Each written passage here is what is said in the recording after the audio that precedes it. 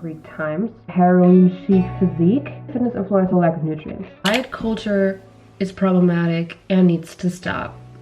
And here's why. Anyone who doesn't know what diet culture is by now, diet culture is a belief system that worships thinness and equates it to health, meaning that if you're skinny, you're healthy. But when did diet culture really start? There are some sources out there that mention that diet culture can be traced all the way back to the ancient Greek times. In ancient Greek times, diet culture was based on moderation and regulation of food intake, but with the hoped for outcome of calmness and supreme self-control, which was one of the highest virtues in Greek times. In ancient Greece, a healthy body means a balanced body. Does this mean a skinny body? I don't know.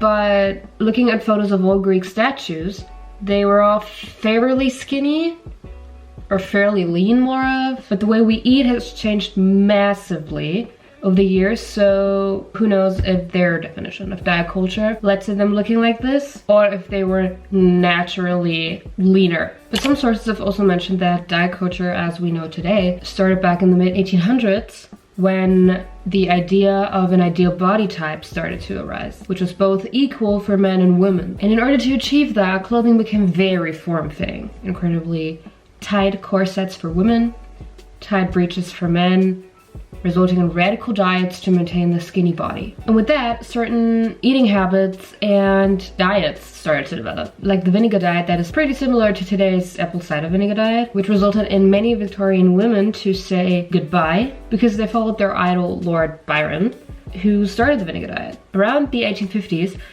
the Victorian anorexia came into the spotlight when women tried to practice self-imposed starvation to look as skinny and as frail as possible, only for the society to be exposed to the first calorie counting books, diet retreats, and other methods that were said to help with weight loss and weight control. This has continued and developed in many different directions throughout the years until the 1990s, where the culture romanticized the so-called heroin chic physique, which means having an extremely slender and feeble body type. And the obsession with diet culture didn't seem to change anytime soon. Even more so, it seems like we're becoming more and more obsessed with diet culture. For example, in 2021, 39% of health survey participants stated to follow a specific diet or eating pattern, and in 2022, that has already increased to 52%. But why are we so obsessed with diet culture and what makes it so popular? Studies have shown that over 90% of the people following a diet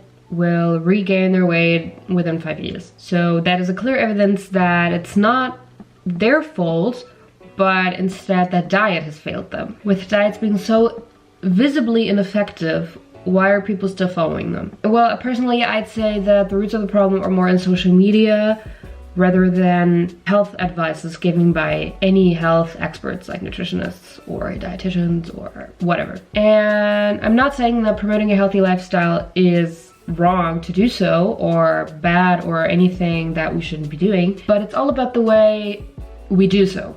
Many fitness influencers promote a healthy living through excessive amounts of workouts, restrictive eating, calorie counting, carb-reduced diets, yada yada yada. We as consumers of that content want to be just like them. We want to be skinny, we want to be pretty, which sooner or later leads us to following their secrets to lose weight, no matter what it takes to achieve the look we want to achieve. However, what I personally think they fail to imply is that not all foods are bad, and that eating balanced, intuitive, and non-restrictive is a much better approach to health than going completely restrictive with whatever they're doing.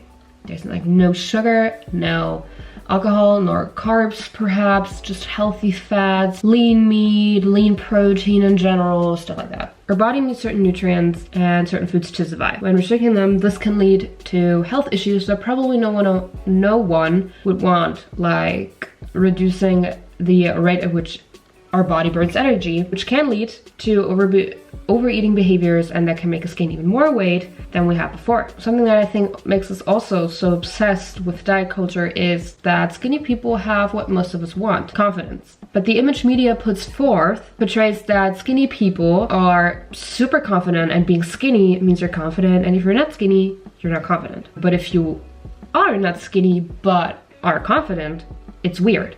So what are the downsides of diet culture? Diet culture has even more downsides to it than we think. Not just a physical appearance is something that can be a challenge, but it can also be a challenge mentally. Because we feel negative emotions like shame, guilt, or anything like that, or label ourselves as good or bad depending on the foods we eat. We like congratulate ourselves and are proud of ourselves when we eat healthy and think we are bad and not willing enough to change something as soon as we fall out of that diet pattern. We can also not just become obsessed with losing weight, we can also become obsessed with weighing ourselves to make sure we didn't gain a single gram of weight, but rather lose more, which then also all combined can lead to eating disorders in which we are being incredibly obsessed with weighing and checking and calorie counting and all things that to make sure that we have the perfect diet and perfect eating pattern because super healthy, skinny people on social media told us so.